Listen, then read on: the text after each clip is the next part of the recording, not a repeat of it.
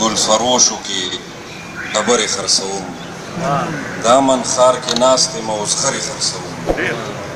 د ژوند په هره لار به در سره ګرځم وخته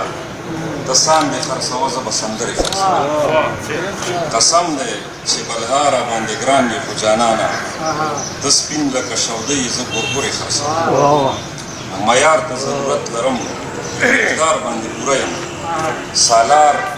ځان ته اخلم لښکرې خرڅوم بلا مودې نه زه د سخنورو په مهلت کې د شعر په نامه باندې شکرې خرڅوم چې خلک یې د لوږې مري نو زه پکې زرګله یو داسې ښار کې ګرځم ملغلرې خرڅوم د زرګل ګل صاحب په دغه شعرونو باندې دریځ ناس صدر محترم پروفیسر ډاکټر حنیف خلیل صاحب ڈائریکٹر نیشنل انسٹیٹیوٹ آف پاکستان اسٹڈیز قائد اعظم یونیورسٹی اسلام آباد پروفیسر ڈاکٹر اسلم تاثیر افریدی سے پرنسپل گورنمنٹ ڈگری کالج ہیرا خیبر محترم جوہر خلیل سے محترم عصمت سورانی سے محترم غلام حیدر سے اور زما مخې ته د شعر و ادب ډېرې لوی نامې ډېر لوی شخصیات ټولو ته په جمع السلام علیکم د زرګل صاحب سره خو زما نن لومړی ملاقات دی کتاب مې هم په لومړي ځل ولیدو خو دا اعتراف ضرور کوم چې دا شعر په پښتو ادب کې دومره مشهور دی څومره چې یو متل مشهور چې موږ لیوني خو په دې نه وي چې تاوان به وکړي کور ته وردانګو کچا ووایي چې جانان به وکړي نو که زرګل صاحب هم نه پېژندو خو د ماشوموالي نه هم دا شعر اورېدلی نو دا هغه د شعر د زور او د تاثیر اثر دی چې کم از کم 20 کاله مخکې خو به موږ اورېدلي او چې کومه کیسه دلته حیدر صاحب وکړه د دې غزل په حواله چې هغه بیا خدای خبر چا په خپله نامه کو نو دا علمیې په پښتو ادب کې هم او په دنیوي ادب کې هم ډېرې شوي دي ډېرې داسې ربایانې دي چې د عمر خیام نه دي په فارسۍ کې خو د هغه نامې پسې لیکلې شوي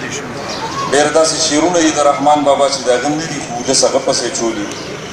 او دغه یو کیسه د پښتو د مشهورې ډرامې د وینو جام چې په 1915 کې په لومړي کال د پېښور ریډیو نه انیار شوې وه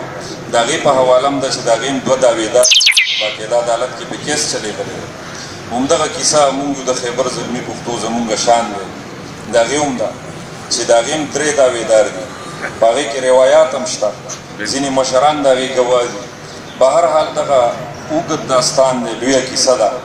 خو د زرګل صاحب دا یو غزل که چا وهلی هم دی نو دا کتاب چې په دې مختصر نشست کې مو وکتو ما ته اندازه وشوه که داسې یو 10 غزلې نورې مو ووایي نو بیا هم د زرګل صاحب په شاعرۍ څه اثر نه ځکه چې هغه شاعر دی او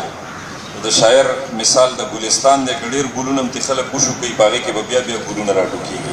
د هغې سپرلی به زړېږي نه هغه به همیشنی وي نو دغه د زرګل صاحب د شاعرۍ کمال هم دی څومره چې ما ته اندازه وشوه څه خبرې عصمت سوراني صاحب وکړي چې په دې شاعرۍ کې د موضوعاتو په لحاظ اخلاقیات هم شته رومانیت هم پکې شته د خپلې خاورې خوشبو هم پکې شته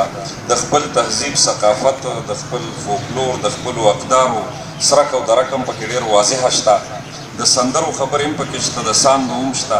قنوتیت هم پکې شته او امیدونه هم پکې شته دغه شان د معرفت ځینې آثار هم پکې د نظر راتېرېږي خو کوم څیز چې ما ته ډېر زیات اپیل وکړو نو هغه د زرګل صاحب د غزل د ردیف تازګي ده او کله چې په غزل کې تغزل وي نو د تغزل یو اهم توکی چې دی نو دا ردیف هم دی ردیف د تغزل په برقرارۍ کې ډېر لوی کردار ادا کوي بیا زه دومره لږ ډېر په دې هم رسېدم چې شاید په ماضي کې زرګل صاحب هم موسیقۍ سره څه ناڅه علاقه لرلي وي ځکه چې د ده د شعر ترنم موسیقیت او نغمګي ډېره برقراره نو هغه دغه نه خو نیم خبر دغه تاسو ویل نو هغه اثر د دې په شاعرۍ کې هم راغلی دی او دغه کمال فن سره تعلق ساتي چې په غزل کې د موسیقیت راشي صرف درانه درانه ټکي راغونډ کړي او هغې نه شعر جوړ کړی نو هغه به صرف د ښایسته انسان تصویري چې روح به پکې نه وي خو دغه د روح د برقرارۍ دپاره چې کوم اهم تقاضي دي غوښتنې دي د غزل د شعرونو نو هغه د زرګل صاحب په کلام کې په ډېر ښه انداز باندې ځای شوي دي. زرګل صاحب واقعي چې شاعر دی، دغه کم غزل چې ما وویلو نو ما ویل چې د تاسو سره شریک کړم. څو غزلې مې وکتې، دا مې ډېر خوښ شو. محترم استادان ناست دي، زما دغه څو خبرې وې ستاسو ډېر وخت نه اخلم. اخلاص پښتو ادبي جرګې ته، زرګل صاحب ته بیا مبارکي ورکوم او په دې باندې ډېر خوشحاله یم چې په دې دور کې چې د کسکریزم او د ابتذالي ادب رواج د سمودي نه ډېر زیات شوی، خو الحمدلله اوس لږ په شا شوی دی. هغه نخرې پېښې چې کومې وې په نېټ به چې مونږ ته 40 ګنټې ښکارېدې، نو هغه لږ غوندې په شا شوي دي. ولس لږ غونته د سنجیدګۍ طرف ته راغلی دی. نو که دغه د زرګل صاحب په شان شاعران خپله شاعري مخې ته راوړي، نور ښه شاعران راوړي، نو د دې ولس هغه ذوق چې د خوشحال بابا په وخت کې او د رحمان بابا په وخت کې په سوریا و، اوس په تخت سرا دی، نو هغه به بیا د راوچتېدو هغه امکانات به پیدا شي. نو ښه شاعرانو ته خواست دی چې دغه ښه شاعري دي خامخا چاپ شي، دا د منظریام ته راشي. او دغه کومې ډکوسلې مکوسلې چې وي، نو خلکو پکې دوبۍ ته هم ډېر بوتله، شارجې ته هم بوتله که نه. نو د ولس کې اخلاص شته، خو به هر حال دا ده چې یعنې د ښه او د کرو د کوټه تمیز شاید ورته نشته. نو په دې کې د سنجیده ادیب او شاعر ډېر لوی کردار په دې وخت کې پکار دی چې هغه دا کردار ولوبوي، ولس ته دا شعور ورکړي. مونږ ته بعضې وخت افسوس وشي، یو ځای ته به ته لاړ شي، یو نویخانه کې به کار کوي، بنې بل ځای کې به کښېني، خلک وایي یاره تام شعر و ادب سره تعلق دی، او یاره دا فلانی څنګه شاعر دی، داسې نوم به درته واخلي چې دلته یې نوم اخیستل هم طبیعت خرابېدل. نو دا یوازې د عام انسان دا المیه نه ده. زه نوم هم نه اخلم، یونیورسټي هم نه ښیم، خو یو پروفیسر صاحب د پښتو مشاعره کوله په خپل یونیورسټۍ کې، نو وي سي صاحب له لاړو، ورته کاغذات کېښود چې زه مشاعره کوم، پروپوزل دی سرکاري مشاعره یې، هغه بیا پاس کولي، د هغې فنډ وغیره وغیره. نو هغه ورته ویل چې ټیک د لیسټ یې وکتو چې نور خو ټیک دي، خو زما د خوښې یو شاعر پکې پاتې دی. ویل چې څوک؟ ویل چې ضمیر خان ضمیر. نو افسوس د وي سي په دا ذهنیت باندې، دا زمونږ د وطن وي سي دی، دا ماهر تعلیم دی چې دته دا پته نه لګي چې ښه شاعر څوک دی او خراب شاعر څوک دی. همدغسې خلک بیا څه کوي، بیا چې د پښتو ادب د ایم فل او د پي ایچ ډي پروپوزل یې ورځي، نو بیا هلته دا سوال کوي یاره امین الله داودزی خو مشهور نه دی، نو مشهور خو محمد ګل منصور دی، په هغه اوس خلک پي ایچ ډي کوي. مشهور خو فرمان کسکر دی. شهرت دا چې کوم دی دا د علم معیار خو نه دی. مشهور خو ابو جهل هم دی او نمرود هم دی او فرعون هم دی، خو شهرت او رسوایه کې فرق یې که نه، په دې ځان پوهېدل پکار دي. نو زموږ د وطن د ماهر تعلیمو دغه معیار دی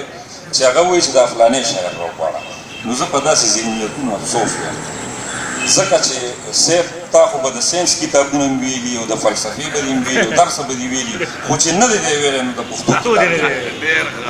نو په داسې صورتحال کې پکار ده چې دا محفلونه وي، خو دې محفلونو کې په دې موضوعاتو باندې خبرې وشي. صرف راشه او شعر ووایه او شعر واوره،